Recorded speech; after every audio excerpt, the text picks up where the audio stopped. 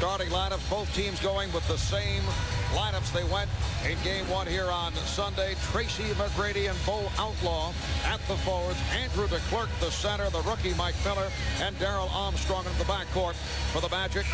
The Bucks, the big dog Robinson and Scott Williams, who had a terrific ball game. 19 points, 16 rebounds, 2 steals in 27 minutes. The center is Mark Pope. Started the other night, played only 14 minutes. And Ray Allen and Sam Cassell in the backcourt. Here's Allen over Armstrong. Yes, and it counts. Orlando starting out with the same matchups as last game. They put Mike Miller on Cassell to affect his jump shots in the low post area, and they put Armstrong, who's much smaller than Ray Allen. And Allen goes right into him and up over the top for the first one. Ray Allen shot only 6 of 15. Look for shots more instead of waiting for him to just come to him.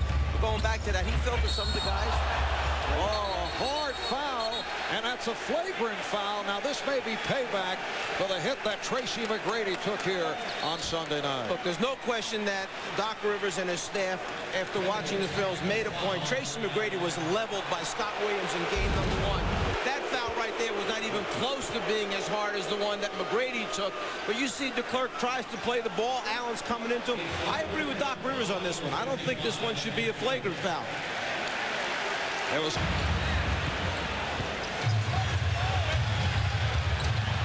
nice pass. Brown for Outlaw. Bo Outlaw has been the offense for the Bucks, or rather for the Magic here in the first quarter. It's a 3-on-1. Outlaw. Oh, nice setup from McGrady. The first Outlaw had to control it and catch it, which was a tough thing to do. When he finally found the handle, he was able to get it up on the glass. Bucks up by 2. Here's Thomas for 3. And another 24 for Milwaukee. Allen putting the move on Hudson. In time, could be one of the great defenders in the NBA. He has great anticipation, real good understanding of what's trying to take place out there. And because of the athleticism, he covers so much ground. Not bad at the offensive end either. He has amazing poise for a 21-year-old who has made the jump straight from high school. Teams every year you say, this guy always lights us up. Well, Orlando says that about Thomas. And McGrady beginning to heat up. That's his second field goal. It's 2 for 4. That wound up 79-78 at the end of that first quarter. At the end of the first half, both teams were in the mid-50s. So game number 2 seems to be a little bit more of an offensive game for teams in the playoffs right now. That first half last night in Philadelphia was a classic. McGrady had the foot on the line. It's a 2, and the Bucks up by 7. They hit their first 12 free throws. 37-28, Milwaukee. McGrady. So Tracy McGrady more offensive-minded as this first half continues. Now 4 for 9 from the field. Oh, what a play by McGrady, stepping in front of Thomas and takes all the way. You get lazy with Tracy McGrady around, you're in trouble. He's so long, he covers so much ground. He basically just ran through the pass in the passing lane, got a piece of it, caught up to the ball, easy 2. By the score of 95-83. Here's McGrady. Yes. Getting back to my comparison, you just look at it. I think it reminds me of Julius Irving. All right, thank you. Quick release shot by Hunter, who was 0 for 7 the other night, 0 for 6 from downtown. Here's McGrady. Yes. Tracy McGrady putting on a performance in the second quarter. He has scored, can you believe, the last 16 points now for Orlando. You mentioned in the open that it took McGrady 34 shots to get his 33 points in game number 1, but who else is going to score for him? You got to give him the ball. You have to hope he has enough gas left in his tank at the end. McGrady again. Now being guarded by Robinson. McGrady. Yes. He has scored the last 20 points for the Magic, and they lead by 1. This quarter, overall 9 for 14, and he scored the last 20 points for the Magic. Well, he does it from the outside. He takes him down into the low post area. A nice little jab step to get the defender back so he can elevate. And then not only does he get points from the offensive end, he's working extremely hard on the defensive end, which points. Not bad for a young man who will turn 22 years old in 1 month.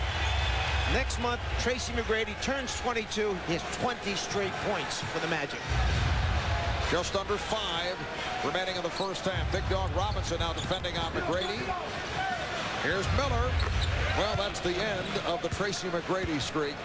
20 consecutive as Mike Miller knocks it down, and Orlando leads by 1. It's always a tough one to check. There is the feeling that Bernard King in that duel with Isaiah Thomas in that playoff game in Detroit may have had a similar streak. Bo Outlaw. Well, Tracy McGrady has scored 18 of his 22 here in the second quarter. The NBA playoff record for a single quarter. Eric Sleepy Floyd, 29 points. A lot of airtime. Yes. Off the pace by Reggie Miller and Allen Iverson last night. The all-time high for points in a quarter by a member of the Orlando Magic. 18 by Penny Hardaway, May of '97. And McGrady comes up short. McGrady has tied the record of his boyhood hero, Penny Hardaway. That's why McGrady wears number 1. Ray Allen. His finger roll. And the Bucks lead by the job when you consider they lost Grant Hill for the season. They did finish the regular season as once again the Bucks strike from downtown. Ray Allen now has 19. That is highly unusual. Bucks 61, the Magic 56. McGrady over Pope. Mark Pope ends up defending on Tracy McGrady. That was not the thought of George Karl. Considered a cosmetic starter. Usually Irving Johnson comes on quickly. He's getting more time tonight than he did Sunday night. McGrady again. A 3 for Tracy. He has 27, and the Magic within 2. And back comes Orlando. McGrady open for 3. Yes. Tracy McGrady from downtown. He has 30 points. The Bucks up by 5. On Sunday night, he shot 43% from downtown during the regular season among the NBA leaders. And they really missed Pat Garrity back from arthroscopic knee surgery. Nice setup for Jason Caffey. And the Bucks have an 80-73 advantage. Quickly gave his teammate a chance to knock down the three-pointer. Pat Garrity out of Notre Dame, their 3rd all-time leading scorer. Ray Allen. 25 for Allen. Caffey with a solid game. He has 13 points. McGrady forced to give it up. Caffey digging in on McGrady. Here's McGrady. Oh, it counts in the foul. What a recovery by Tracy McGrady. His first points in nearly 16 minutes. Jason Caffey did a pretty good job of moving his feet against him, but McGrady does a better job of finding a way of getting a shot off. Tracy McGrady averaged just under 27 a game during the regular season. 7th in scoring, made the All-Star team for the first time. 2 for 2 at the line. 33 points to match his career playoff high that was set in Game 1 here on Sunday. And it's a 6-point lead for the Bucks. To the free throw line was called back. Well, they wanted to foul Thomas. They couldn't reach him. Beautifully done. Ray Allen with the finisher. Orlando not able to catch any of the Milwaukee players. Here's Grady, rejected by Robinson.